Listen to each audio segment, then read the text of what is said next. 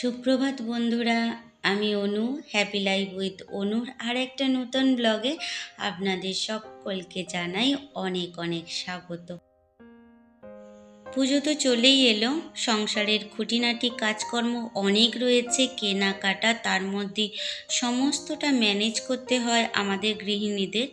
তবে এই যে ঘর পরিষ্কার, এ এক বিশাল ঝামেলার কাজ। আর সারা দিনের প্রচুর একটা খাটুনিরও ব্যাপার আছে। তাই ভাবছি পুরো বাড়িটা তো আর একদিনে পরিষ্কার করতে পারবো না, একটা একটা ঘর একদিন করে পরিষ্কার করি, আর সাথে সেই ঘরের পর্দা, বিছানার চাদর, এই সমস্তগুলো কেচে দেব। তাহলে কাজের সুবিধাও হবে আর শরীর খারাপ হয়ে যাবে না। কেননা একসঙ্গে অনেক কাজ করতে গেলে এমনিই আমি দুর্বল মানুষ, তার উপরে আরবার যদি শরীর খারাপ হয়ে যায়, ব্যাস পুজোটা ম্যাচাকার হয়ে যাবে। সেই ভাবলাম যে যতটুখানি পারি ততটুখানি করি, আস্তে আস্তেই করবো, ধীরে সুস্থে। আর একটা একটা করে ঘর পরিষ্কার করা, তারপরে রান্না, সমস্তটাই তো রয়েছে।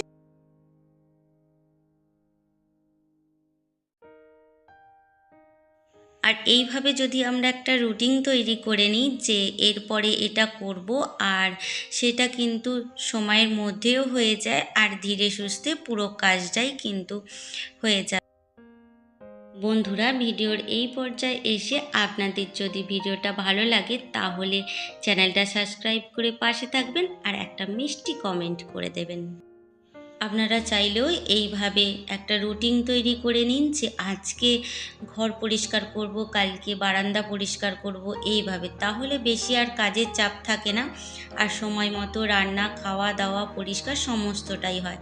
না হলে কি হয়, ওই ঘর পরিষ্কার করতে গিয়ে রান্নার দেরি, আর সারাদিন খাওয়া দাওয়াই আরও হয় না। সেই কারণেই আমি একটা রুটিন তৈরি করে নিয়েছি যে এইভাবে কাজগুলো করলে তাহলে আমার রান্না, খাওয়া দাওয়া সময় মতো সব কাজটাই করতে পারবো। আর আমরা গৃহিণীরা একবার যদি কাজে লেগে পড়ি তাহলে মনে হয় যে না, পুরো বাড়িটাই পরিষ্কার করে ফেলি, কিন্তু শরীর তো আর সাথ দেয় না। সেই কারণেই এইভাবে করে নেওয়া।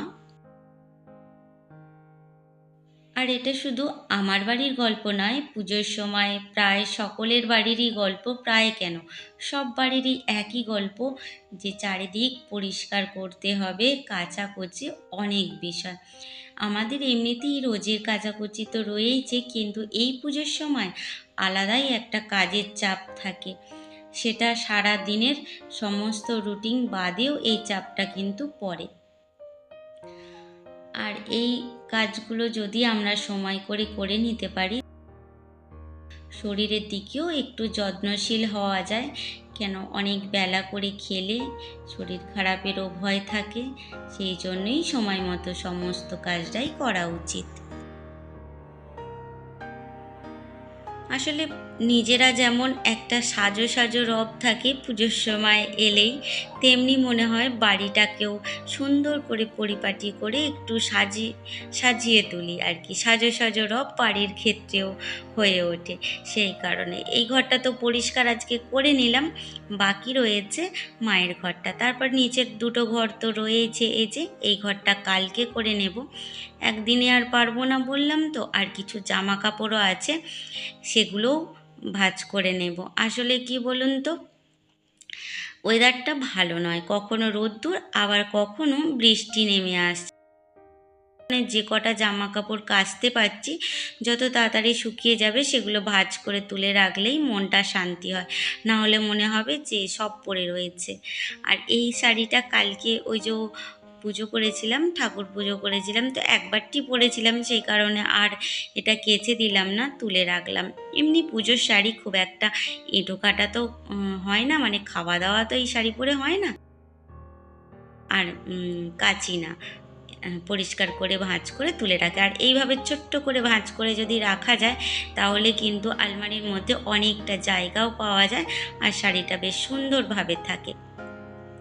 আপনারা চাইলে এইভাবে ছোট্ট করে ভাঁজ করে নিতে পারেন। আর এই ফুলটার কথা মনে আছে আপনাদের? কয়েকদিন আগেই কিনেছিলাম, এদিক পড়ে আছে ওদিক পড়ে আছে। বেচারাকে দেখে আমার ভীষণ মায়া লাগলো যে হ্যাঁ, তোর কালারটা একটু ডিপ কালার বলে তোকে কোথাও মানাচ্ছে না, আজকে তোকে এখানে লাগিয়ে দেব।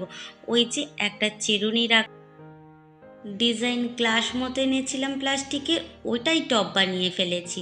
ওর মধ্যে পাথর কিছু দিয়েছি যাতে একটু ভারী হয়, তার মধ্যে ফুলটাকে দিয়ে এইভাবে ঝুলিয়ে দিয়েছি। বেশ ভালো লাগছে, বলুন দেখতে কেমন লাগছে? অবশ্যই কিন্তু আমাকে জানাবেন। একটু কালারটা ডিপ, কিন্তু ফুলটা খুব সুন্দর দেখতে, মনে হয় যে অপরাজিতার ফুলের মতো। এই যে ঘরটা পরিষ্কার হয়ে গেছে, এই পর্দাগুলো খুলে নিয়েছি আর এগুলো খুলে কেচে দেবো, তাহলেই হয়ে যাবে। এই যে বাকি রয়েছে এই পর্দাগুলো, আসলে হাত পাইনি তখন, টুলটা এনে খুলে নিয়ে যেতে হবে। চলুন রান্নাবান্নাটা সেরে নিই। তাড়াহুড়োর মধ্যে আজকে রান্নাবান্নাটা সেইভাবে শেয়ার করতে পারলাম না, তবে কি কি রান্না করেছি সেটা তো অবশ্যই শেয়ার করব। এই যে পটল ভেজে নিয়েছিলাম, এইভাবে সুন্দরী পটল ভাজা, আর এখানে বেগুন, আলু আর চুনো মাছ দিয়ে একটা চচ্চড়ি ছিল। আর এটা কিন্তু খেতে দারুণ লাগে, আমার তো বেশ ভালো লাগে। আর সাথে ছিল মুসুরির ডাল, বেশ মধ্যবিত্তের অমৃত খাবার। এটা হলো বিকেলের দিকে। আমি আমার দিদির বাড়ি থেকে এই গাছগুলো এনেছিলাম। আমার তো দিদির বাড়িতে গিয়েছিলাম, ওর বাড়িতে এই গাছগুলো প্রচুর হয়েছে। টবেতেও বেশ কিছু লাগিয়েছে, আর একটা এই যে গ্রো ব্যাগের মধ্যেও লাগিয়েছিল, আর অনেকটা বেশ ঝাড় হয়েছে। আমি বললাম যে দে, পুজোর সময় এটা আমাকে গিফট করে দে, আমি বাড়ি নিয়ে যাই, নিয়ে গিয়ে আমি লাগাবো। তো বললো নিয়ে যা। তো আমিও সাথে সাথে নিয়ে চলে এলাম। গাছের গিফট পেলে কেউ কি আর ছাড়ে?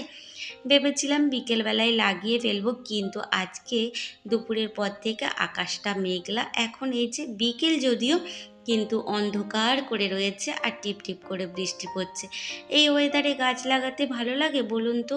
সেই মাটি ঘাটা আর আজকে করব না, কালকেই এই কাজটা করব। এখানে রেখে দিলাম। তাহলে শুভ সন্ধ্যা আর সাথে শুভরাত্রি। ভালো থাকবেন।